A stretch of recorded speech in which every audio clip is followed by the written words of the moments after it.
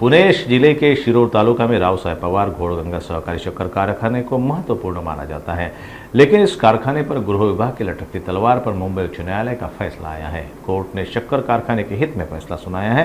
अब इस मामले में कारखाने के चेयरमैन विधायक अशोक पवार की प्रतिक्रिया सामने आई है। आपल्याला सांगू इच्छितो की NCDCतनं कर्ज मिळत असताना महाराष्ट्र सरकार थक हमी देत असते आणि त्यावेळेला ही थक हमी देत असताना जो कागदपत्रांची पूर्तता आम्ही सगळ्यांनीच केली कारखान्यांनी, त्यावेळेला इथल्या 2 कमिट्यांनं रिकमेंडेशन केलं। त्यामध्ये आमच्या कारखान्यांची रिकमेंडेशनच होती आणि आमच्या रावसाहेबदादा पवार घोडगंगा सहकारी साखर कारखान्याचं रिकमेंडेशन अत्यंत चांगलं होतं। परंतु मुंबईला गेल्याच्या नंतर अर्थ खात्याच्या विभागानं त्या फाईलमध्ये त्रुटी काढल्या आणि तिथंच फाईल बरेच दिवस दाबून धरली। त्याच्यानंतर परत खाली फाईल पाठवली कमिशनर ऑफ शुगरकडे, पण ती फाईल बरेच दिवस तशीच दाबून ठेवली।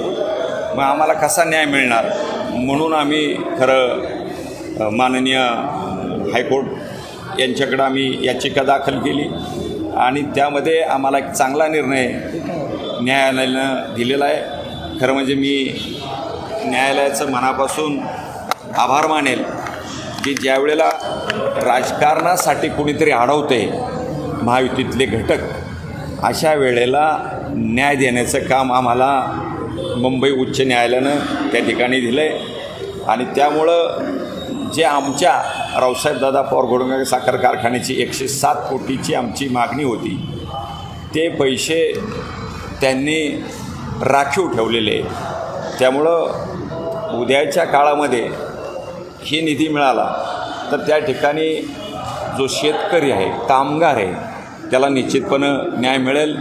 मध्यंतरीच्या काळात आदरणीय शरदचंद्रजी पवार साहेबांनी मला मुख्यमंत्री महोदयांच्याकडे घेऊन गेले, त्यांची भेट घालवली आणि त्यांची भेट घेत असताना त्यावेळेला त्यांनी सकारात्मक भूमिका दर्शवली की बाबा निश्चितपणे आम्ही मदत करू।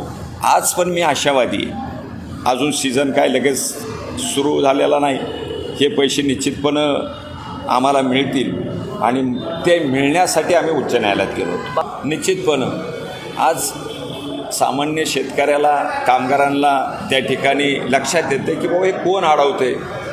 पवारसाहेबांनी असं कधी राजकारण केलं नाही आणि ते कुणीही करू नये, कारण कारखाना हा काय कोणत्या एका पक्षाचा नसतो। तिथं सभासद 30-40 हजार सभासद असतात, ते विविध पक्षाचे असतात सभासद आणि जो मदत करतो त्याला शेतकरी वर्ग विसरत नाही।